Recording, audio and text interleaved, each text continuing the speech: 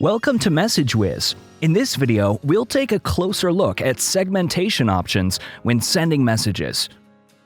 MessageWhiz offers 3 segmentation methods to optimize delivery.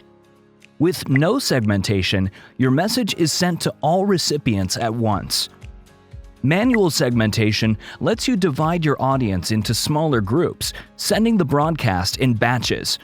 You control the size of each segment and the interval between them.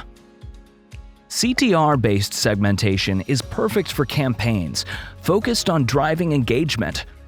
With this option, messages are sent to segments based on click-through rate performance. For example, if you have 10,000 recipients and set a segment size of 500 with a 5% CTR threshold, MessageWhiz will send the first 500 messages. If the click-through rate meets or exceeds 5%, the next segment will be sent automatically. Once your segmentation is set, select whether you want the broadcast sent out immediately or scheduled for a later time. Segmentation on MessageWhiz is designed to enable you to control how your messages are delivered and even optimize their performance.